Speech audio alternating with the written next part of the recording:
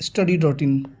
देखिए ट्रिकोमेट्री inverse function, इससे पिछले वीडियो में हम देखे थे उसका इंट्रोडक्शन छोटा सा।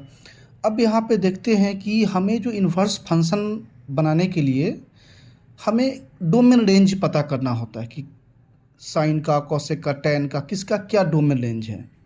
तो इसको हम दो फंक्शन में बांटते हैं। सबसे पहले एक फंक्शन में साइन, कोसेक और टैन, और दूसरे फंक्शन में रखे हम कॉस, सेक और कॉट को। तो अब इसका डोमेन रेंज क्या होगा? जैसे साइन का डोमेन रेंज क्या होता है, तो -π/2 से π/2 तक।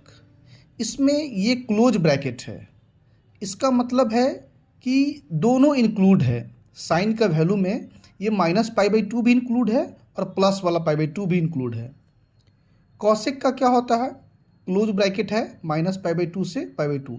देखिए -90 से और +90 के बीच में कहीं ना कहीं जीरो आएगा, लेकिन कॉसेक में जीरो इंक्लूड नहीं होता है, क्योंकि कॉसेक जीरो का जो वैल्यू हो जाता है वो इन्फिनाइट हो जाता है, नॉट डिफाइन हो जाता है। इसीलिए इसके बीच में जीरो इंक्लूड नहीं है बस। और टैन का क्या होता है? ओपन इंटरवल है, ये ओपन ब्रैकेट है और -π/2 से π/2 तक। इसका मतलब क्या है कि ये जो ओपन ब्रैकेट है इसमें ये दोनों वैल्यू इंक्लूड नहीं है, बस इस दोनों के बीच का वैल्यू ही काउंट होगा। -90 से +90 के बीच का वैल्यू काउंट होगा और ये दोनों वैल्यू इसमें काउंट नहीं होगा। कॉस इसका 0π क्लोज ब्रैकेट है, मतलब तो समझ में आ गया होगा, दोनों इंक्लूड है इसमें। सेक 0 से π, 90 इसमें इंक्लूड नहीं है, ठीक है। कॉट का 0 से π ओपन ब्रैकेट, इसमें ये दोनों वैल्यू इंक्लूड नहीं है, बस इस दोनों के बीच का चाहिए, और यहाँ पे दोनों इंक्लूड है।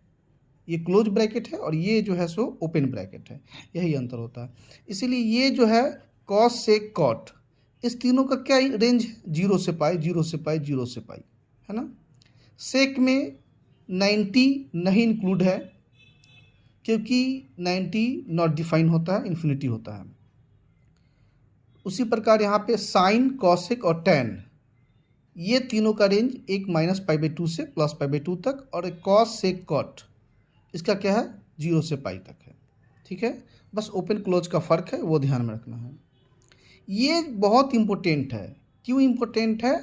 तो एक सवाल जो आएगा प्रिंसिपल वैल्यू निकालने के लिए आता है, उसमें ये हेल्प करता है ये रेंज। उसके लिए एक छोटा सा यहाँ पे फॉर्मूला है, साइन माइनस थीटा क्या होगा? Minus sine theta. Cos minus theta plus में होता है कॉस थीटा। ठीक उसी प्रकार साइन इनवर्स अगर -x हो तो क्या होगा? Minus sine inverse x। Cosec inverse -x हो तो minus cosec inverse x। Tan में माइनस हो तो माइनस बाहर निकल जाता है। यानी कि देख सकते हैं साइन, कॉसेक, टैन, इसमें अगर माइनस लगा हो तो क्या है? इसका माइनस जो है बाहर निकल जा रहा है, माइनस साइन हो जा रहा है, माइनस कॉसेक माइनस टैन। उसी प्रकार अगर कॉस -x हो तो इसका रिजल्ट क्या आता है? Pi minus cos inverse x। Sec में माइनस हो तो pi minus sec inverse x। Cot में माइनस हो तो pi minus cot inverse x। यानी कि ये खेला जो है बस इसी रेंज का ही है, ठीक है।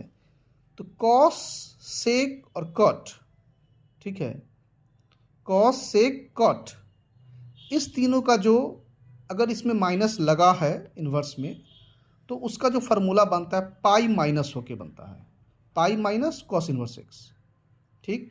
और साइन, कॉसेक, टैन, साइन का उल्टा कॉसेक, एक टैन, साइन, कॉसेक, टैन, इसका जो अगर माइनस लगा हो साइन, कॉसेक, टैन में इन्वर्स में, तो बाहर में माइनस निकल जाता है, माइनस साइन इनवर्स x होता है, minus cos inverse minus tan inverse x। यानी कि याद ये रखना है कि अगर प्रिंसिपल वैल्यू रेंज निकालने के लिए कहा जाए तो साइन, कॉसेक, टैन अगर इसमें माइनस लगा हो तो इसका वैल्यू जो आता है माइनस में आता है, इसका नहीं आता, इसको पाई माइनस करना पड़ता है, ठीक है।